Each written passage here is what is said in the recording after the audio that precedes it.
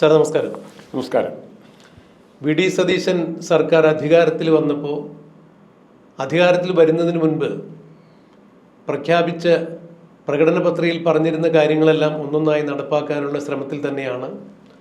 2026 നിയമസഭാ തെരഞ്ഞെടുപ്പ് തുടങ്ങുന്നതിന് മുൻപ് അതിൻ്റെ പ്രചരണ പരിപാടികളുമായി ലോക്സഭാ അധ്യക്ഷൻ രാഹുൽ ഗാന്ധി കേരളത്തിൽ വന്നപ്പോൾ UDF സർക്കാർ അധികാരത്തിൽ വന്നു കഴിഞ്ഞാൽ 5 പദ്ധതികൾ നടപ്പിലാക്കും. അതിൽ ഏറ്റവും പ്രധാനപ്പെട്ട ഒന്ന് KSRTCയിൽ സ്ത്രീകൾക്ക് സൗജന്യ യാത്ര അനുവദിക്കും എന്നുള്ളതായിരുന്നു. വി ഡി സതീശൻ അധികാരത്തിൽ വന്നു. സർക്കാരിൻ്റെ ആദ്യ തീരുമാനങ്ങളിൽ ഒന്നായിരുന്നു KSRTCയിൽ സ്ത്രീകൾക്ക് സൗജന്യ യാത്ര അനുവദിച്ചുകൊണ്ടുള്ള ഉത്തരവ്. ആ യാത്രയെക്കുറിച്ച് പ്രതിപക്ഷത്തുള്ള ആളുകൾ വിമർശനാത്മകമായി പ്രതികരിക്കുമ്പോൾ മുൻ ആരോഗ്യവകുപ്പ് മന്ത്രിയും CPMൻ്റെ മുതിർന്ന നേതാവുമായ PK ശ്രീമതി ചില പരാമർശങ്ങൾ നടത്തുകയുണ്ടായി. PK ശ്രീമതി ടീച്ചർ നടത്തിയ പരാമർശങ്ങൾ അത്രയും അവരെ വെട്ടിലാക്കുന്ന തരത്തിലുള്ളത് തന്നെയായിരുന്നു.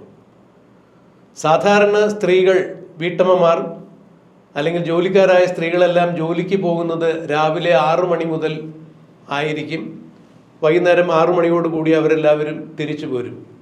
KSRTC ബസ്സിൻ്റെ സമയം രാവിലെ 6 മണി മുതൽ വൈകുന്നേരം 6 മണി വരെ ആയിരിക്കണം. സൗജന്യ യാത്ര അനുവദിക്കുമ്പോൾ സമയം അങ്ങനെ ക്ലിപ്തപ്പെടുത്തണമെന്നാണ് ശ്രീമതി ടീച്ചർ മാധ്യമങ്ങൾക്ക് മുന്നിൽ പറഞ്ഞത്. അല്ലാതെ അത് 9 മണി മുതൽ രാവിലെ 9 മണി മുതൽ ആക്കരുത് യാത്ര തുടങ്ങുന്നത് എന്നൊക്കെയാണ് ടീച്ചർ പറഞ്ഞത്. എന്നാൽ ശ്രീമതി ടീച്ചർ കാര്യങ്ങൾ അറിയാതെയാണ് ഇത്തരം ജൽപ്പനങ്ങൾ നടത്തിയത്.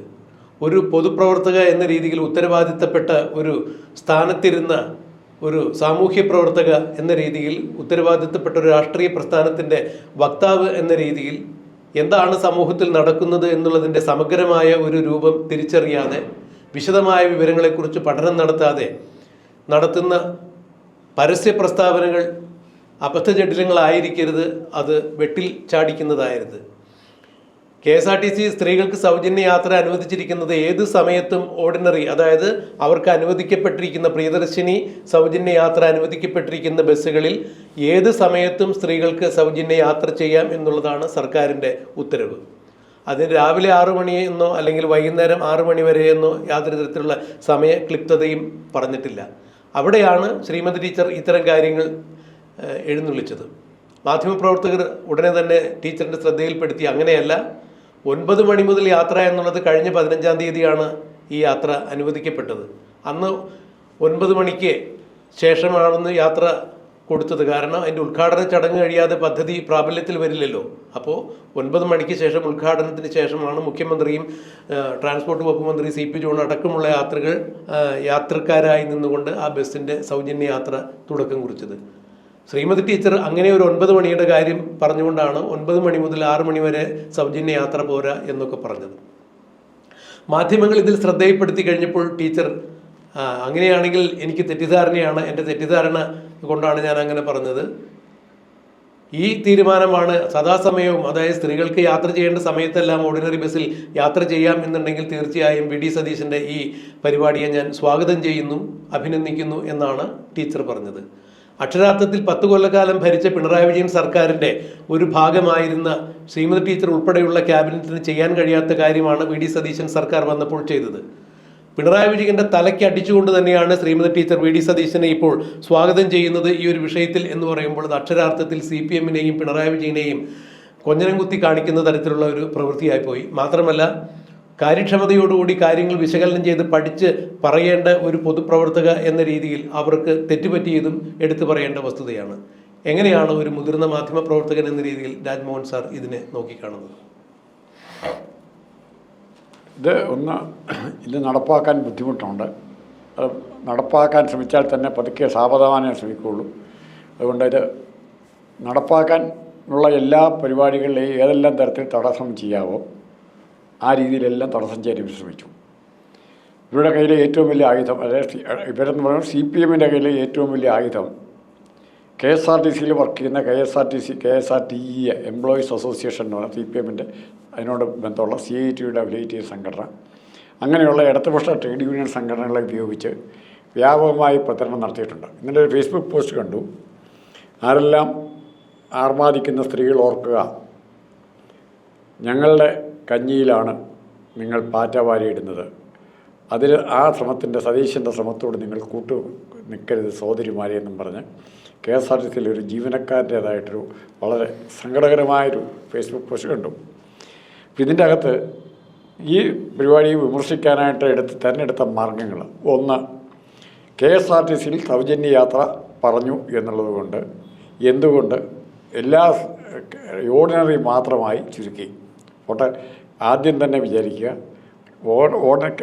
KSRTCയുടെ ഓർഡിനറി ബസ്സിലൊരു പരിപാടി നടത്തി, ആദ്യമായിട്ട് നടത്തുകയാണ്, അതൊരു പരീക്ഷണാടിസ്ഥാനത്തിലാണ് നടത്തിയതെന്ന് കണക്ക് കൂട്ടാൻ വേണമെങ്കിൽ നമുക്ക്, അല്ലെങ്കിൽ രീതിയിൽ വിമർശിക്കുകയും ചെയ്യാം. പക്ഷേ ഏത് ഗവൺമെൻറ് ഇരിക്കുമ്പോഴും ഇതിങ്ങനെ പല കാറ്റഗറി ബസ് തന്നെ കേരളത്തിലുണ്ട്. സൂപ്പർ ഫാസ്റ്റ്, ഫാസ്റ്റ്, സ്വിഫ്റ്റ്, ഇതിനെല്ലാം പല റേറ്റും പല സ്റ്റോപ്പും പല ഫങ്ഷനിങ് രീതിയാണ്. അപ്പം ഒരു വ്യവസായമാകുമ്പോൾ ആ വ്യവസായത്തിൽ KSRTC ഒരു വ്യവസായമാണ്, ഒരു സർവീസ് ഓറിയൻറ്റഡ് ഇൻഡസ്ട്രിയാണ്. ആ വ്യവസായത്തിൽ ഒത്തിരി പ്രശ്നങ്ങളുണ്ടാകും. ഇവിടെ ഓർഡിനറി എന്ന് പറയുമ്പോൾ എല്ലായിടത്തും നിർത്തി ആളെ എടുത്ത്, സ്ത്രീകളാണ് യാത്രക്കാർ, ഫാസ്റ്റിൻ്റെ കൂട്ട് സ്പീഡിൽ പോകാൻ പറ്റില്ല, അതിൻ്റേതായ പരിമിതികളുണ്ട്. അതുകൊണ്ട് തന്നെ കൂടുതൽ സ്ത്രീകൾക്ക് പോകുന്നത് കൊണ്ടാണ് ഓർഡിനറി ബസ്സിൽ മാത്രമായിട്ട് പരിമിതിപ്പെടുത്തിയത്. പിന്നെ രണ്ടാമത്തെ ഇവരുടെ വിമർശനം, എന്ത് കൊണ്ടാണ് ഇതിൽ പുരുഷന്മാർക്ക് കൊടുക്കുന്നില്ല, അല്ലെങ്കിൽ കുട്ടികൾക്ക് കൊടുക്കുന്നില്ല? അപ്പോൾ ഇവരുടെ കാലത്ത് കാര്യങ്ങൾ മാത്രം നോക്കിയാൽ മതി. ബസ്സിൽ കൺസെഷനുണ്ട്. പ്രൈവറ്റ് ബസ്സിൽ 50% ST കിട്ടുമ്പോൾ KSRTCയിൽ പ്രത്യേക ദൂരത്ത് ഒരു കോളേജിൽ പഠിക്കുന്നവർക്ക് മാത്രമേ ഉള്ളൂ. ഏതെങ്കിലും കോളേജിൽ പഠിക്കുന്നവർക്ക് മാത്രമേ ഉള്ളൂ. എന്തുകൊണ്ട് എല്ലാ പിള്ളേർക്കും കൊടുക്കുന്നില്ല? ഏതെങ്കിലും പാരലൽ കോളേജിൽ പഠിക്കുന്നവർക്ക് കൊടുക്കാത്തതുകൊണ്ട് എന്താ കൊടുക്കാത്തത്? എല്ലാവർക്കും കൊടുക്കണ്ടേ? ഇവർ പറയുന്ന യുക്തിയാണ്, എല്ലാ സ്റ്റുഡൻസിന് കൺസെഷൻ എന്ന് പറഞ്ഞാൽ എവിടെ പഠിക്കാൻ പോകുന്നതിനും, ആശാൻ കളറിയിൽ പോകുന്നവനും, റിസർച്ചിന് AI റഹീമിൻ്റെ കൂട്ട് റിസർച്ചിലാണെന്ന് പറഞ്ഞ് വീട്ടിൽ നിന്ന് പോകുന്നവനും എല്ലാം ഇത് കൊടുക്കണം. ഇവരെല്ലാം സ്റ്റുഡൻസാണ്. അങ്ങനെയാണോ ചെയ്തിരിക്കുന്നത്? ഇതിന് മുമ്പ് പഠിച്ചിരുന്നവർ അങ്ങനെയാണ്. ഓരോ കാര്യം എടുത്തു വയ്ക്കും. അപ്പോൾ ഇവരുടെ കാലത്തെല്ലാം ഇത്തരം ചില പരിപാടികൾ നടപ്പാക്കുമ്പോൾ ഉറപ്പായിട്ടും വിവേചനമുണ്ട്. സീറ്റ് അലോട്ട് ചെയ്യുന്നില്ല ബസ്സിൽ. വികലാംഗർക്ക്, സ്ത്രീകൾക്ക് എല്ലാ സീറ്റും സ്ത്രീകൾക്ക് വേണമെന്ന് പറഞ്ഞില്ലല്ലോ. KSRTCയിൽ സ്ത്രീകൾക്ക് സംവരണം. എല്ലാവർക്കും വില കൊടുത്തേ. കുറേ ഏതാനും സീറ്റുകളാണ് കൊടുത്തേ. വയോജനങ്ങൾക്ക് സംവരണം, അതും ഏതാനും സീറ്റുകളാണ് കൊടുത്തേ. അപ്പോൾ ഇങ്ങനത്തെ വ്യവസ്ഥകൾ ഈ KSRTC തന്നെ നിലനിൽക്കുമ്പോൾ ഇവർ സാർവത്രികമാക്കണം എന്ന് എന്തടിസ്ഥാനത്തിലാണ് പറയുന്നതെന്ന് മനസ്സിലായിട്ട്. ഇവരുടെ കാലത്തും അങ്ങനെയാണ്, ഇവരുടെ കാലത്ത് പോലും അങ്ങനെയാണ്. ഇനി ശ്രീമതി ടീച്ചർ പറയുകയെന്ന് വെച്ചാൽ, ശ്രീമതി ടീച്ചർ ഒത്തിരി കാര്യങ്ങൾ പറഞ്ഞിട്ടുണ്ട്.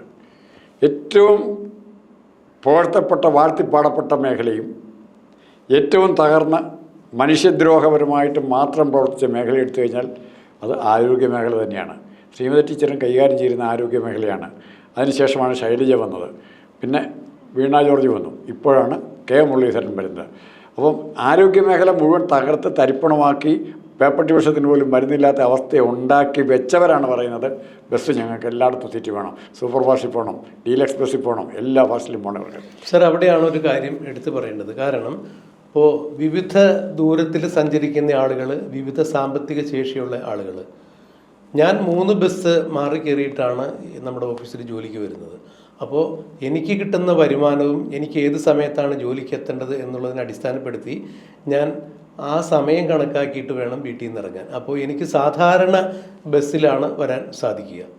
സൂപ്പർ ഫാസ്റ്റിലോ അല്ല എന്നുണ്ടെങ്കിൽ അതിൽ കൂടിയ ക്ലാസ്സിലുള്ള ബസ്സിൽ സഞ്ചരിക്കുകയാണെങ്കിൽ മാസം കിട്ടുന്ന ശമ്പളത്തിൻ്റെ നല്ലൊരു ശതമാനം അതിനു വേണ്ടി മാറ്റി വയ്ക്കേണ്ടി വരും. ഞാൻ മനസ്സിലാക്കുന്നു, എന്നെപ്പോലെ തന്നെയാണ് പല ജോലിക്കാരും മാസ ശമ്പളം വാങ്ങിക്കുന്ന ആളുകൾ ചിന്തിക്കുന്നത് എന്നുള്ളതാണ്. അപ്പോൾ സൂപ്പർ ഫാസ്റ്റുകൾ ഉണ്ടെങ്കിൽ പോലും സാധാരണഗതിയിൽ ആളുകൾ എത്ര സമയം കൊണ്ടാണ് നമുക്ക് ഇന്ന സ്ഥലത്ത് എത്തിച്ചേരേണ്ടത് എന്ന് കണക്കിലെടുക്കുമ്പോൾ സമയപരിമിതി ഉണ്ടെങ്കിൽ തീർച്ചയായും നമ്മൾ സൂപ്പർ ഫാസ്റ്റുകളെയോ അല്ലെങ്കിൽ പാസഞ്ചറുകളെയൊക്കെ നമ്മൾ ആശ്രയിക്കാറുണ്ട്. അല്ലാതെയാണ് യാത്ര ചെയ്യുന്നതെങ്കിൽ, അല്ലെങ്കിൽ ഒരു 10 കിലോമീറ്റർ ചുറ്റളവിൽ ആണ് യാത്ര ചെയ്യുന്നതെങ്കിൽ ഉടനെ എത്തേണ്ട ഒരു സാഹചര്യമില്ല എന്നുണ്ടെങ്കിൽ എല്ലാവരും ഓർഡിനറി ബസ്സുകളെയാണ് സാധാരണഗതിയിൽ എല്ലാവരും ആശ്രയിക്കാറുള്ളത്. ഇപ്പോൾ ഇവിടെ നിന്നും തിരുവനന്തപുരത്തേക്ക് പോകണമെന്നുണ്ടെങ്കിൽ സാധാരണ നമുക്ക് തിരുവനന്തപുരത്തേക്ക് ഓർഡിനറി ബസ്സില്ല. അപ്പോൾ നമുക്ക് ഫാസ്റ്റ് പാസഞ്ചറെയോ സൂപ്പർ ഫാസ്റ്റുകളെയൊക്കെ നമ്മൾ ആശ്രയിക്കേണ്ടതായി വരും. സാധാരണഗതിയിൽ ജോലിക്ക് പോകുന്ന ആളുകൾ 10, 15 അല്ലെങ്കിൽ 20 കിലോമീറ്റർ ചുറ്റളവിലായിരിക്കും സഞ്ചരിക്കുക. അപ്പോൾ ജോലിക്ക് ഒരു 9 മണിക്ക് ജോലിക്ക് ഹാജരാകണം എന്നുണ്ടെങ്കിൽ, അല്ലെങ്കിൽ ഒരു 8 മണിക്ക് ജോലിക്ക് കയറേണ്ട ആളുകളാണെങ്കിൽ ഒരു 6 മണി മുതൽ അവർ അവർ ഒരു 2 മണിക്കൂർ യാത്രാ സമയം കൊണ്ട് എത്തേണ്ട സ്ഥലമാണെന്നുണ്ടെങ്കിൽ തീർച്ചയായും ഓർഡിനറി ആയിരിക്കും അവരുടെ പോക്കറ്റിൻ്റെ ശമ്പളത്തിൻ്റെ അടിസ്ഥാനത്തിൽ അവർ പരിഗണിക്കുക. സാധാരണഗതിയിൽ എല്ലാ ആളുകളും സാമാന്യനെ യാത്ര ചെയ്യുമ്പോൾ ഇത് തന്നെയാണ് അനുവർത്തിക്കാറുള്ള ഒരു രീതി. ഇവിടെ KSRTCയിൽ സൗജന്യ യാത്ര കൊടുക്കുന്നു എന്ന് പറഞ്ഞപ്പോൾ തന്നെ എല്ലാ വിഭാഗത്തിലുള്ള ബസ്സുകളിലും എല്ലാ ക്ലാസ്സുകളിലുള്ള ബസ്സുകളിലും സൗജന്യ യാത്ര അനുവദിക്കണം എന്ന് പറയുന്ന ആളുകളുടെ ആശയപരമായ പാപ്പരത്ത് മാത്രമായിട്ട് അതിനെ വിലയിരുത്താൻ സാധിക്കും. മാത്രമല്ല, എന്തൊരു വിഷയവും നമ്മൾ പരീക്ഷണാടിസ്ഥാനത്തിൽ നടപ്പിലാക്കുമ്പോൾ അത് പ്രാദേശികമായ രീതിയിൽ നടപ്പിലാക്കി അതിന് ഏത് തരത്തിലാണ് അതിൻ്റെ നേട്ടം അല്ലെങ്കിൽ കോട്ടം എന്നുള്ളത് മനസ്സിലാക്കി ഇത് വിജയകരമായിട്ട് അങ്ങനെ മുന്നോട്ട് കൊണ്ടുപോകാൻ പറ്റും എന്നുള്ളത് ശ്രദ്ധിച്ചതിന് ശേഷമായിരിക്കും ഘട്ടം ഘട്ടമായിട്ട് അതിൻ്റെ വികസനം ഉണ്ടാവുക. തീർച്ചയായും അങ്ങനെ തന്നെയാണ് എല്ലാ മാർഗങ്ങളിലും കണ്ടിട്ടുള്ളത്. അപ്പോൾ KSRTC ഒരു 10-15 കിലോമീറ്റർ ചുറ്റളവിൽ ഓർഡിനറിയിൽ ആളുകൾ യാത്ര ചെയ്യുമ്പോൾ KSRTC സംബന്ധിച്ചിടത്തോളം എത്തരത്തിലുള്ള ഏത് തരത്തിലുള്ള നഷ്ടം തന്നെയാണ്. ഒരിക്കലും 0 പോയിൻ്റ് ടിക്കറ്റിൽ യാത്ര ചെയ്യുമ്പോൾ അവർക്ക് ലാഭമല്ലല്ലോ. അപ്പോൾ ഈ നഷ്ടങ്ങളെയൊക്കെ ടിക്കറ്റേതര വരുമാനങ്ങളിലൂടെ മറികടന്നുകൊണ്ട് എത്ര മാസം ഈ വണ്ടി ഇങ്ങനെ ഓടുമ്പോൾ എങ്ങനെയൊക്കെ അത് ബാലൻസ് ചെയ്ത് പോകാൻ പറ്റും എന്നുള്ള ചില പഠനങ്ങളൊക്കെ നടത്തിയതിന് ശേഷം ഈ അപ്പർ ക്ലാസ് ബസ്സുകളിലേക്ക് നടപ്പിലാക്കാൻ പറ്റുമോ എന്നുള്ളൊരു ആലോചനയിൽ തന്നെയാണ്. അപ്പോൾ പ്രതിപക്ഷത്തിരിക്കുന്ന ആളുകൾ ഭരണപക്ഷക്കാരെ എപ്പോഴും ശത്രുതാ മനോഭാവത്തോട് കാണുകയും ഭരണപക്ഷം ചെയ്യുന്ന എല്ലാ തീരുമാനങ്ങളെയും പ്രതിപക്ഷ നിരയിലിരിക്കുന്ന ആളുകൾ എതിർക്കുക അല്ലെങ്കിൽ ശത്രുതാ മനോഭാവത്തോടുകൂടി കാണുക എന്ന് പറയുമ്പോൾ സാമാന്യ ജനങ്ങൾക്ക് ഉപകാരപ്രദമാവുന്ന ഇത്തരം കാര്യങ്ങളെ നേരത്തെ രാജ്മോഹൻ സാർ പറഞ്ഞതുപോലെ ഉള്ള പാറ്റയിൽ കഞ്ഞിയിടുന്ന ഒരു പെരുമാറ്റ രീതിയായി ഇത് മാറും. ഇത്രയും ദിവസം കൊണ്ട് തന്നെ ധാരാളം സ്ത്രീകൾ ഗുണഭോക്താക്കളായി മാറിയിട്ടുണ്ട്. പലർക്കും അത് വലിയൊരു ആശ്വാസമായി എന്ന തരത്തിൽ തന്നെയുള്ള വാർത്തകൾ തന്നെയാണ് പുറത്തു വരുന്നത്. തീർച്ചയായും ഒരു ഓർഡിനറി ബസ്സിൽ ദിവസം യാത്ര ചെയ്യുന്ന ജോലിക്കാരെ സംബന്ധിച്ചിടത്തോളം ചുരുങ്ങിയത് അവർക്കൊരു 3000 രൂപയെങ്കിലും പ്രതിമാസം ലാഭിക്കത്തക്ക രീതിയിലുള്ള ഒരു യാത്രാ പദ്ധതി തന്നെയാണ് ഈ സൗജന്യ ഫ്രീ പാസിലൂടെ നടപ്പാക്കാൻ സാധിക്കുക എന്നുള്ളത് വലിയ കാര്യം തന്നെയാണ്. ഇവിടെ ശ്രീമതി ടീച്ചർ പറയുന്നത് പോലെ 6 മണി മുതൽ 6 മണി വരെയല്ല ബസ്സിൻ്റെ സമയം അനുവദിക്കപ്പെട്ടിരിക്കുന്നത്. ഏതൊരു സ്ത്രീക്കും സുരക്ഷിതമായി ഓർഡിനറി ബസ്സിൽ ഏത് സമയത്തും ബസ് ഓടുന്ന സമയത്ത് അവർക്ക് യാത്ര ചെയ്യാനാകുമെന്ന് തന്നെയാണ് ഉത്തരവിൽ പറഞ്ഞിരിക്കുന്നത്. ഞാൻ പ്രത്യേക സമയനിഷ്ഠയൊന്നും അതിൽ പറഞ്ഞിട്ടില്ല, അല്ലെങ്കിൽ സമയക്ലിപ്തത അവിടെ ഉണ്ടാക്കിയിട്ടില്ല. കാര്യങ്ങളറിയാതെ ഇങ്ങനെ പ്രതികരിക്കുന്ന ആളുകളാണ് നാട്ടിൽ കുഴപ്പമുണ്ടാക്കുന്നത്. അഥവാ അറിഞ്ഞിട്ടും അറിഞ്ഞില്ല എന്ന് നടിച്ചുകൊണ്ട് പ്രതിപക്ഷമാണ് അപ്പോൾ എന്തിനേയും എതിർക്കണം എന്നുള്ളൊരു മനോഭാവത്തോടു കൂടി തന്നെയാണ് ഇങ്ങനെ പറയുന്നത്. ഈ കഴിഞ്ഞ ദിവസം ഇന്നത്തെ ദേശാഭിമാനിയിൽ പിണറായി വിജയൻ്റെ ഒരു കുറിപ്പുണ്ട്. അതിൽ അദ്ദേഹം പറയുന്നത് KSRTCയിൽ സൗജന്യ യാത്ര നടത്താൻ പറ്റും, അല്ലെങ്കിൽ സ്ത്രീകൾക്ക് സൗജന്യ യാത്ര അനുവദിക്കുമെന്നാണ് പറഞ്ഞത്. അങ്ങനെയെങ്കിൽ എന്തുകൊണ്ടാണ് KSRTCയുടെ എല്ലാ ബസ്സുകളിലും സൗജന്യ യാത്ര അനുവദിക്കും എന്ന് പറയാത്തത്? ഓർഡിനറി ബസ്സിൽ മാത്രമാണ് സൗജന്യ യാത്ര എന്ന് പറഞ്ഞിരുന്നില്ല എന്നാണ് പിണറായി വിജയൻ തൻ്റെ ലേഖനത്തിൽ പറയുന്നത്. അങ്ങനെയെങ്കിൽ KSRTCയുടെ എല്ലാ ബസ്സുകളിലും സൗജന്യ യാത്ര അനുവദിക്കുമെന്ന് രാഹുൽ ഗാന്ധി പറഞ്ഞിട്ടുണ്ടായിരുന്നില്ലല്ലോ. അപ്പോൾ ഓർഡിനറിയിൽ മാത്രമാണ് എന്ന് പറഞ്ഞിട്ടുണ്ടായിരുന്നില്ല എന്ന് പിണറായി വിജയൻ ന്യായം പറയുമ്പോൾ KSRTCയുടെ എല്ലാ ക്ലാസ് ബസ്സുകളിലും സൗജന്യ യാത്രയെന്ന് രാഹുൽ ഗാന്ധി പറഞ്ഞിട്ടുണ്ടായിരുന്നില്ല. അപ്പോൾ വെറുതെ എതിർക്കുന്നതിന് വേണ്ടി ഓരോ എതിർപ്പ് കൊണ്ടുവരിക എന്നുള്ളതാണ് ഇതിലൂടെ മനസ്സിലാക്കാൻ കഴിയുന്നത്.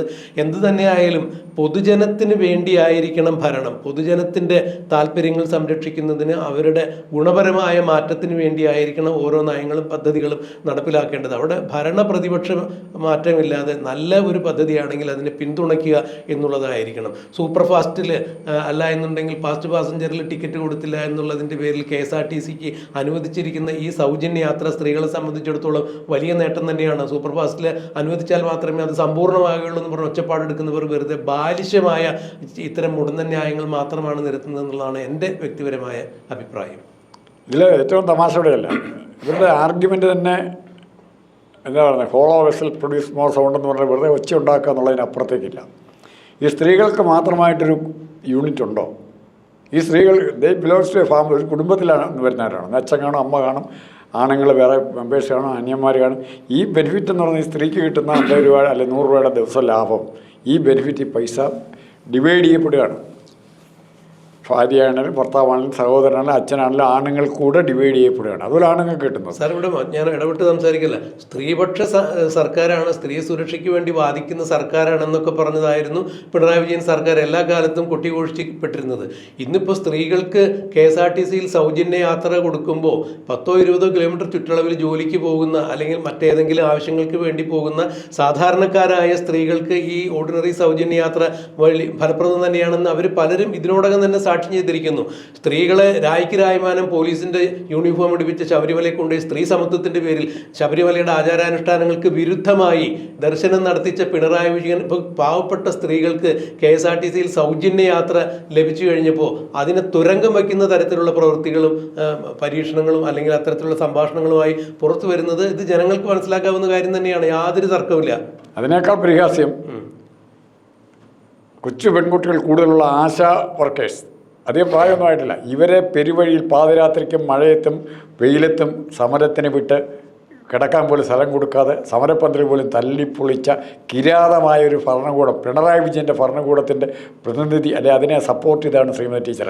ആ ശ്രീമതി ടീച്ചർ മഴ പെയ്യുമ്പോൾ ഒന്ന് കയറി നിൽക്കാൻ വേണ്ടി ഒരു ടർപ്പോളിയും വലിച്ചു കെട്ടി അതിൻ്റെ അടിയിൽ നിന്ന് ഒരു ദിവസം 100 രൂപയെങ്കിലും കൂട്ടിത്തരണമെന്ന് ഒരു വെയിലത്തും പെരുമഴയത്തും സമരം ചെയ്ത് സ്ത്രീകളോട് യാതൊരു തരത്തിലുള്ള അനുഭാവം കാണിക്കാത്ത പിണറായി വിജയൻ സർക്കാരാണ് പറഞ്ഞത് ഞങ്ങൾ സ്ത്രീപക്ഷ സർക്കാരാണ്, സ്ത്രീ സുരക്ഷയ്ക്ക് വേണ്ടി വാദിക്കുന്നവരാണ് എന്ന് പറഞ്ഞ ആ ഒരു കപട സ്ത്രീപക്ഷം ജനങ്ങൾ കണ്ടറിഞ്ഞതാണ്. അത് തന്നെയാണ് 2026 നിയമസഭാ തെരഞ്ഞെടുപ്പിൽ ഫലം വന്നപ്പോൾ നമ്മളെല്ലാവരും മനസ്സിലാക്കിയത്. വീണ്ടും ഇവർ മുതലക്കണ്ണീർ ഒഴുക്കിക്കൊണ്ട് പറയുന്നത് ഞങ്ങൾ സ്ത്രീകൾക്ക് വേണ്ടിയാണ് വാദിക്കുന്നത്. ഇപ്പോൾ KSRTCയിൽ പാസ്റ്റ് പാസഞ്ചറിന് പാസ് കൊടുക്കണം, ഓർഡിനറിക്ക് അല്ല കൊടുക്കേണ്ടത്. എന്ത് തരത്തിലുള്ള ഒരു നീതീകരണമാണ് ഇതിനുള്ളതെന്ന് മനസ്സിലാക്കാൻ സാധിക്കുന്നില്ല.